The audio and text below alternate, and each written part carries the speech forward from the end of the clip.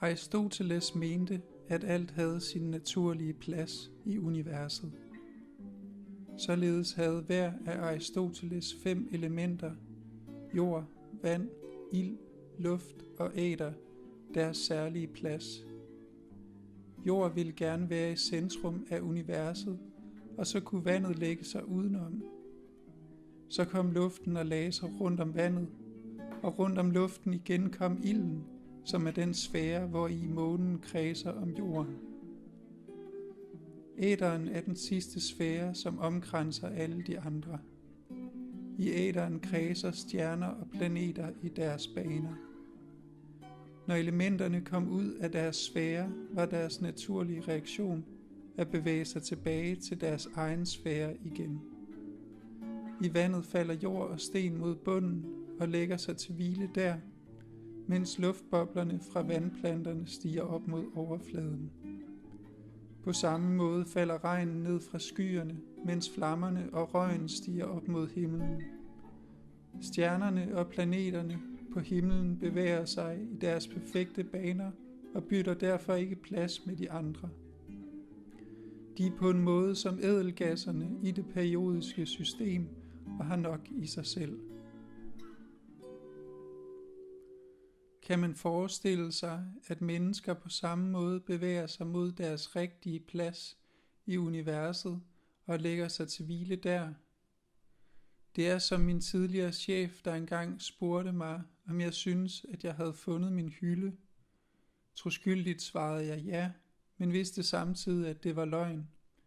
Jeg synes stadig ikke, jeg har fundet den hylde. Så hvad med alle os restløse, der vandrer formålsløst om, som Sisyfos uden et bjerg, og lægger os på snart den ene, snart den anden hylde? Hvad skal der blive af os? Paulo Coelho skriver i bogen Alkymisten således om det at have mod til at gøre det, som man altid har drømt om. Hovedpersonen i bogen, en dreng ved navn Santiago, er blevet fårehyrde, fordi han gerne vil have muligheden for at rejse. Han møder kongen af Salem, som kommer hen og sætter sig ved siden af ham på en bænk. Santiago spørger, hvad der får en konge til at ville snakke med en hyrde. Kongen svarer, at det er fordi han har været i stand til at følge sin livsbane. På spørgsmålet om, hvad det vil sige at følge sin livsbane, svarer kongen: det er det, som du altid har haft lyst til at gøre. I deres pure ungdom ved alle mennesker, hvad de skal med deres liv. På det tidspunkt i livet er alt åbenbart, alt muligt, og de er ikke bange for at ønske alt det, som de gerne så ske i deres liv. Men efterhånden, som tiden går, begynder en mystisk kraft at prøve at bevise, at det er umuligt at følge sin livsbane.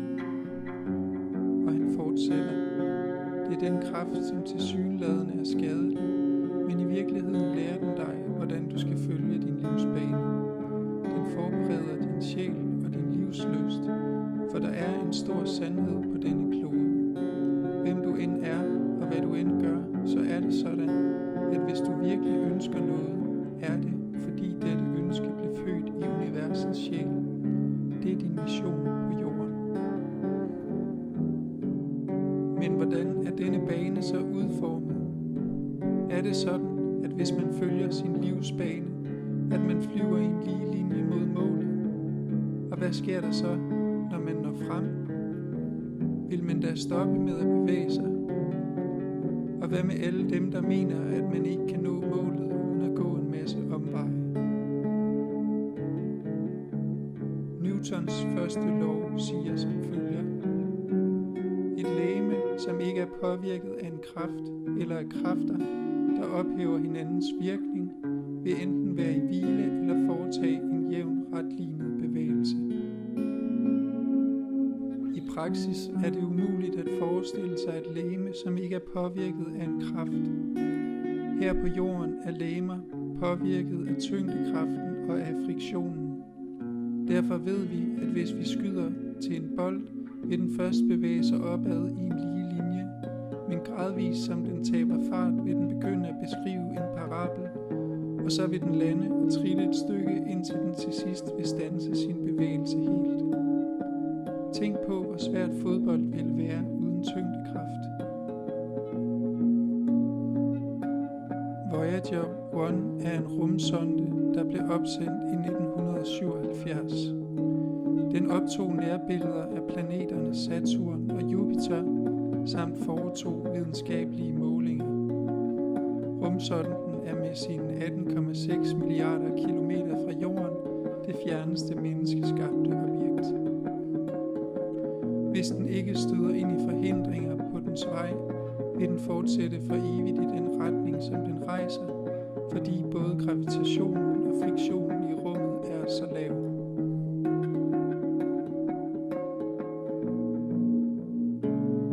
Kan man på samme måde forestille sig et menneske, der uden påvirkninger fra dets omgivelser rejser i en bestemt retning? Vi er sociale væsener, og vi er konstant påvirket af de mennesker, vi omgiver os med. Det er de mennesker, som for mig er med til at udstikke nye retninger for, hvor jeg selv skal hen.